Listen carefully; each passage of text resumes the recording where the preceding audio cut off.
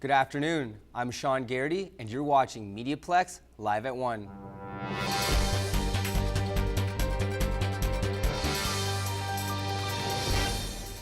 Comic conventions have changed over the years. There are now a variety of different types of expos, all rolled into one. Chris Mayu has the story. Conventions now offer more to attendants than just a chance to buy comics and meet artists. You can now meet pop culture icons, try out unreleased games, and even get tattoos. Tony Gray is a local comic book publisher who created the incredible Conduit. Gray has attended a variety of different conventions that range from small ones to big ones. The smaller shows, it's a lot more compressed, it's a lot more personal. The people come up to your tables, they have a little bit more time to listen to your stories, you get to hear their stories. Local and independent conventions like Christmas Comic-Con in Windsor would be considered small, while a convention like the Toronto Fan Expo would be considered bigger and more mainstream.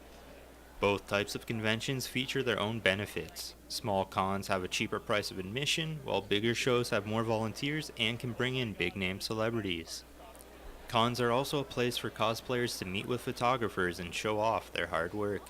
A cosplayer is someone who wears a costume of a character from popular culture, or they can even act and dress as an actual person. Allison McGrath is a Windsor cosplayer who just recently attended the Toronto Comic-Con. I think they're a great experience and everyone should give them a shot. It's just something so different from your everyday life. You get to do something new that you don't normally get the chance to experience. The next convention coming to Windsor is the Super Summer Comic-Con, which will be hosted at the Cogeco Club July 5th. Reporting for MediaPlex News Now, I'm Chris Mayu. Although it doesn't look like it outside, spring is coming, and with that comes warmer weather. The ice has been melting, and with the last 2 recent rainfalls, the water is rising. This comes from the National Oceans and Atmospheric Administration, and people are seeing the effects. Mandy Matthews explores the open water. A little extra water in a huge lake may not seem like a big deal to most, but in Lakeshore, it is an awakening experience. He lost his, and there's a whole bunch of those piles of ice that are gone.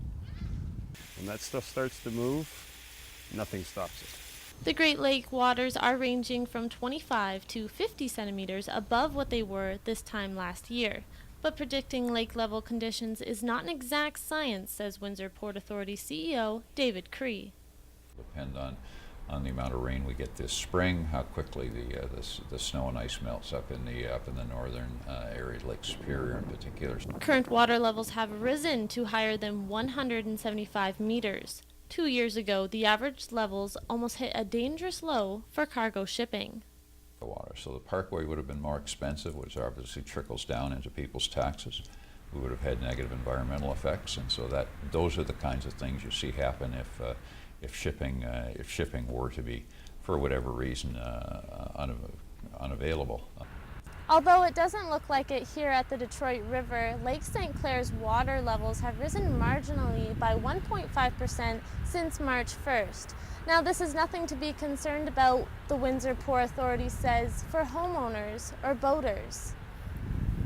I'm concerned I can't get my boat in and out. I like the water levels high. It's more dangerous. Like just yesterday, the ice started to move, almost took my dock out because the lake levels are higher now. The shipping season will be starting the first week of April as opposed to the usual last week of March. As for Mark Waters, he'll be waiting till the end of May to start boating. It sure is neat to watch it. Mandy Matthews, MediaPlex, News Now. More than 7,000 athletes from across the Americas and Caribbean will put their years of intense training to the test at the Toronto 2015 Pan Am and Para-Pan Am Games. Windsor's Mary Spencer, one of Canada's boxing champions, will be carrying the Pan Am torch when it passes through the city in June. I think a lot of people don't realize how great it's going to be until it's here. So I'm excited now. Everyone else might get excited a little closer to it.